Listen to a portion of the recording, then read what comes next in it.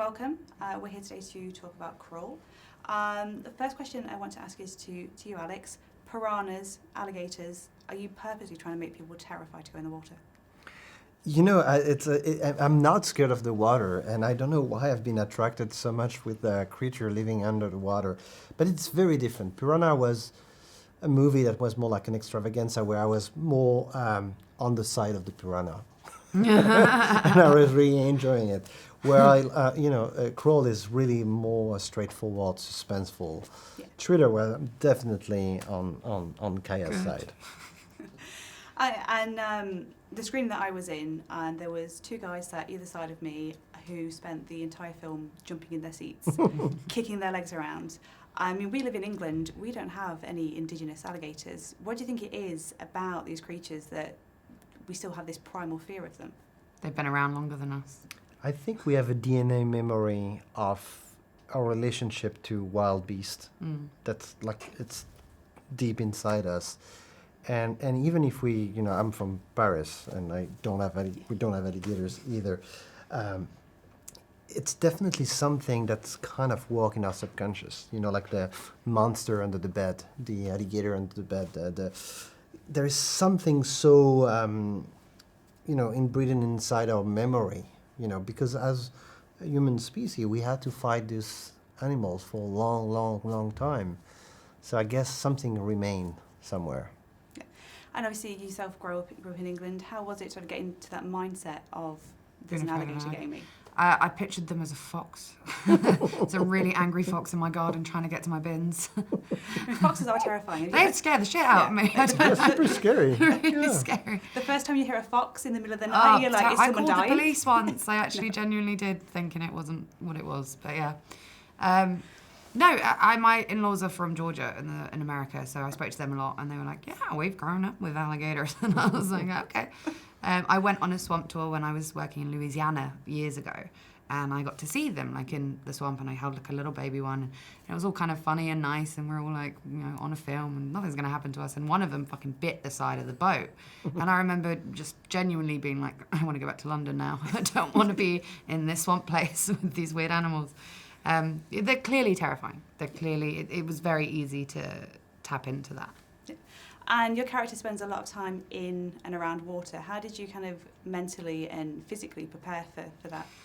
I've done a lot of water movies. I don't know why. For some reason, it seems to be my thing. But I'm very comfortable under the water. I actually really, really enjoy it as an actor because you block everything out. You literally can't hear anything. And I find it so insular and so peaceful, and the feeling like you're almost drowning, the kind of letting go of everything and moving with the water, I've always really enjoyed. This was very different. This was not relaxing or peaceful at all.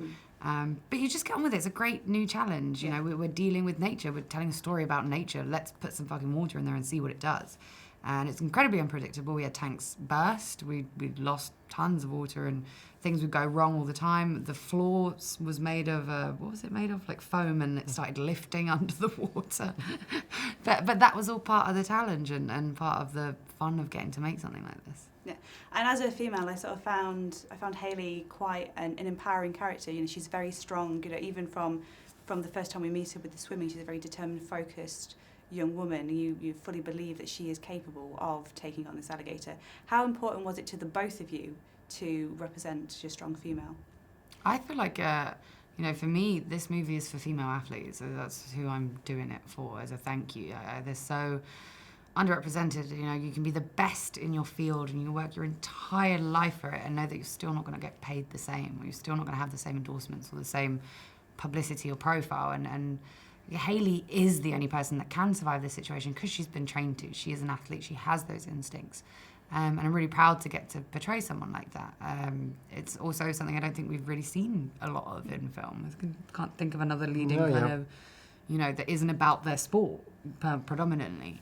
I loved that about her. I will never make it out of the day she's doing.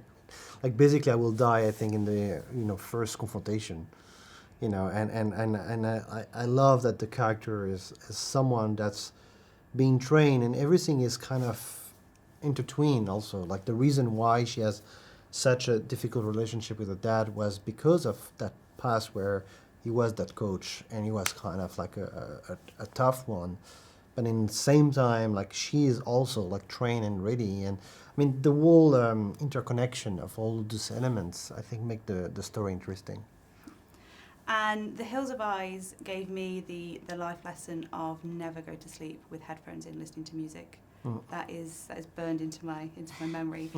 What life lessons is Crawl going to teach people? Yeah, I mean, I Don't go to Florida. yes. Try to avoid the southern part of America in this time and age of climate change. But no, I think it's there is nothing that like she would avoid. That was kind of a mistake. That's what we love. She doesn't do anything stupid. You know, she doesn't she's make doing a mistake. yeah, she's doing exactly what like any one of us, and it's not obvious to decide to go, get your dad when everyone is telling you, turn away, go away, it's dangerous. It takes a lot of courage to overcome your fear and get to a place like that and just try to save the people you love. Maybe the life lesson could be, a whole new use for a tool belt. Tool belt, yeah. I had not ever thought that you could use that to, fix a broken leg. That was, Yeah. was a nice. Oh, I hate that bit. Well, Oh. Yeah, I mean, I was quite surprised when I got home and sort of looked up that the film was the rating that it was. I was expecting, with all the injury detail, it was going to be higher. How important was it that What you? is it over here? Is it 15. 15? Oh, is it? Yeah, Oh, I was didn't know that. expecting it to. I thought it was I. Yeah, I I thought mean, it was it's 18. 12 in France. Is it? Yeah. Come on. You guys are like, 12 yeah, is the right nothing. number. More resilient, just a load of broken bones at the side of their I, road. I've seen the movie with a lot of 12-year-old, and they love